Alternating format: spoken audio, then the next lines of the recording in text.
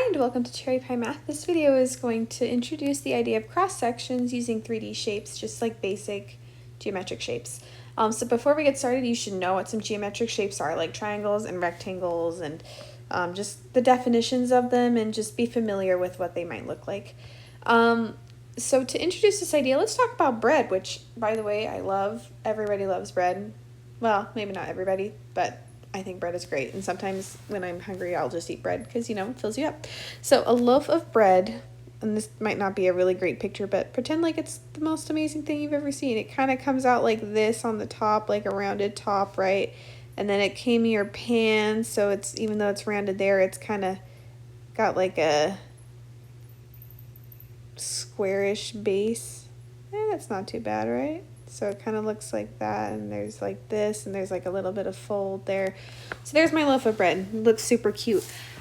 But when I ask you about bread, you normally don't really think about the whole loaf. You just think about the slice of bread, right? And the slice of bread, like I said, has that kind of rounded top, but then it kind of has a flatter bottom half because it was in the oven.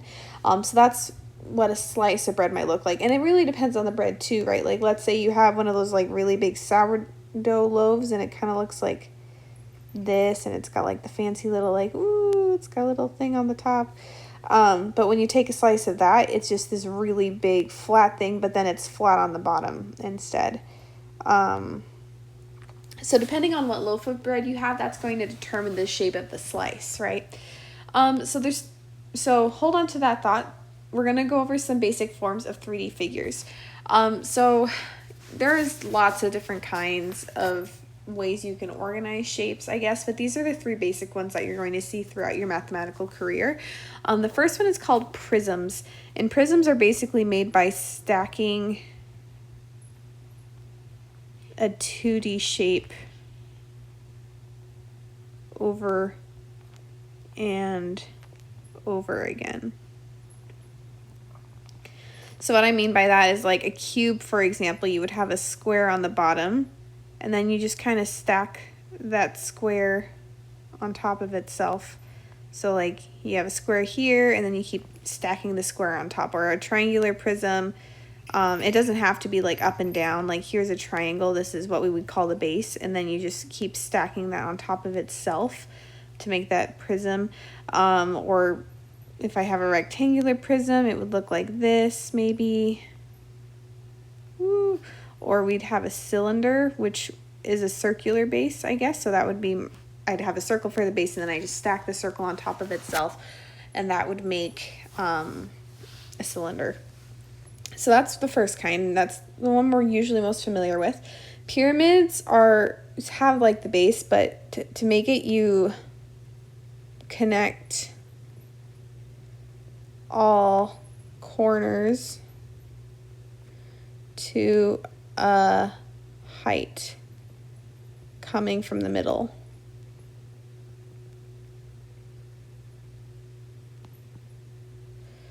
And that's kind of a weird way to explain it, I guess, but imagine like you have a square, right, and you have this thing coming up from the middle, and it goes up here. I would take the corners of everything and connect it to that point, and that's how I would get like a square base pyramid or a rectangular base pyramid. I'd have something coming from the middle, it's floating, and then you just kind of connect it to all of that. Or like if I have a circle for the base, this one is, you don't really have corners on a circle, so every single point of the circle joins up to it, and you make a cone. A cone is actually a type of pyramid because it comes up to that point. Or you could have a triangular base, and again, you just connect it to all of those outside parts. So every time there's a corner, or in the circle's case, all of the circle, it all just comes back together to a point. A sphere there's only one kind of sphere. A sphere is, you make a radius in every direction. So a circle, in a normal circle, you have like your center, and you have a radius, and then you're just gonna woo, and every single thing has that radius from the center. In a sphere, you have that, but in 3D.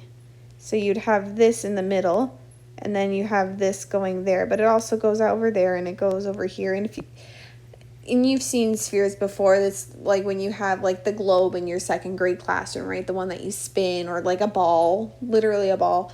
It's round in all the directions. And there's only one kind of sphere. All spheres are similar to each other because there's no corners you can really compare it to. So let's get to cross section. Cross sections are like if you cut or if you slice. Actually, we're going to write slice. A 3D shape. Flat. And normally we do it like horizontally, which is ground level, I guess, or vertically. You can also do it diagonally, but it's not as common. So vertically is up and down. So this is side to side. And then vertical is up and down. And so we're going to go over some examples of how to do that with our basic 3D figures. So let's start with a rectangular prism. So a normal rectangular prism, you start out and you have your base of a rectangle. And I know you just kind of have to picture this in like a 3D form, right? So we would stack it like this, and it would be, I'd have a rectangle on top. Actually, let me just do that again. When you're like learning how to draw 3D things in like third grade, or like cubes, they tell you to do this and then kind of make the top of it like that. And then you can just connect it. And that's probably the easiest way to do it. So here's my rectangular prism. It looks amazing. A horizontal slice is, imagine you took a knife and you just went shoop, and what would that look like? So if I was to slice it like this, I'd have something that looks like that, right? So a horizontal slice would look like this. Because if I took this slice here, it would turn into that, right? So that's a horizontal slice. A vertical slice is very similar, except it would be this way instead. So then it would look more like and it depends how tall your rectangular prism is. In this case, I just kind of made it look like a cube in that, or not a cube, it looked like a square slice, a square cross section. But if it was like a taller thing like this, if I had it look like that, this is a terrible cross section. Pretend that matches up. Then my cross section would look like this instead. It would be much taller. It would be like, woo. So it really just depends on the prism. And so one thing about this whole lesson is it's going to take some time, and like, don't rush it. Just make sure that it matches up with what makes sense visually. So this would what cross sections of a rectangular prism would look like. I have my horizontal slice and I have my vertical slice. So let's try something a little bit harder. Let's try a rectangular pyramid. So rectangular pyramid, we have our rectangle on the bottom again. And I have my little dot at the top that came from the middle. And then I'm going to connect all of the corners here. And we're going to do the same process. I'm going to think about what a horizontal slice would look like, and then I'm going to think about what a vertical slice would look like. And this one is hard because the sides are slanting, and the other one they weren't slanting, so it's pretty easy to see that the rectangle would just kind of stay the same shape and size. But if I was to cut this one horizontally, right, technically, I guess this is kind of a bad picture, but technically you would actually get another rectangle because this one would actually kind of be more like that. So, because with a pyramid, you're still kind of stacking the bottom. It just gets smaller and smaller, and that's what makes that slant along the lines. So my horizontal slice would actually still just be a rectangle, and it would be a similar rectangle. It would have the same proportions as the original rectangle. It would just be smaller. So if this was like a 10 by 5, then this one might be like a 6 and 3. For example, because their proportions stayed the same, the relationship of the sides to each other stayed the same, but it's smaller because as we go towards the top of the pyramid, the shape gets smaller and smaller. With a vertical slice, it's a little bit different. There's actually going to be two different ones depending on where you're doing your slice, I guess.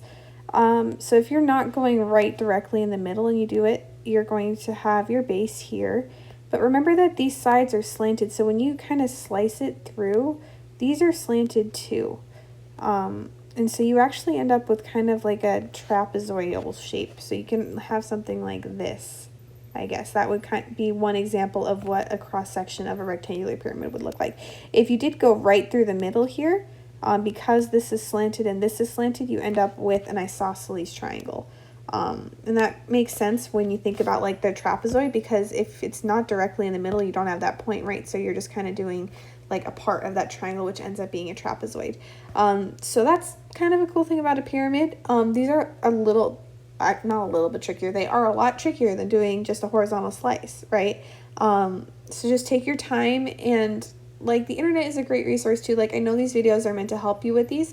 But like I did my research on the internet too. Like they have some really good graphics of things that that show you slicing a pyramid, and most of the time it'll be a horizontal slice, but sometimes it'll be a vertical slice too. So let's do a sphere just to finish it off. So normal sphere, we have the round thing, and often you'll see this kind of thing around it in the middle, because this shows like, oh, this is this side, and then this is like the other side that you're not supposed to really be able to see, but like it helps give it the 3D illusion, and there's like the center point, right? So if I was to slice it in the like horizontally like this, and I just slit it off, like imagine you just take a circle and you go whoosh, you would end up with like a circle, right? Just a horizontal slice is a circle, and it would depend on where you do it, how big or small it is, but it would just be a circle. Same with a vertical slice, because a sphere is the same all the way around, right? So it makes sense that a horizontal slice and a vertical slice would look exactly the same, and in this case they both look like circles.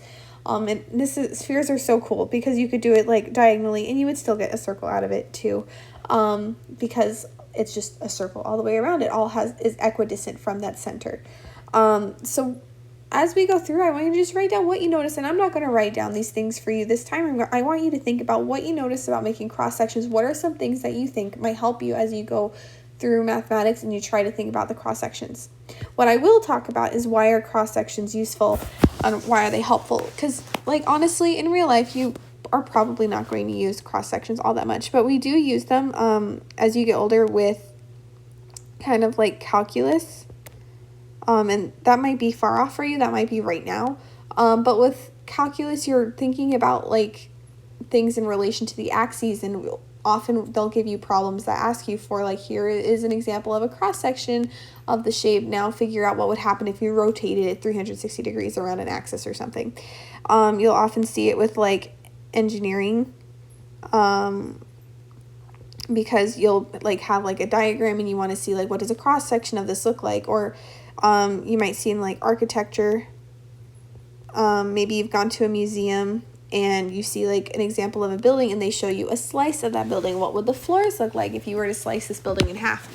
I've seen that in some museums as well. So cross sections are helpful to just kind of get an idea of what's going on inside at a 2D perspective instead of just a 3D perspective, because both of them have their place.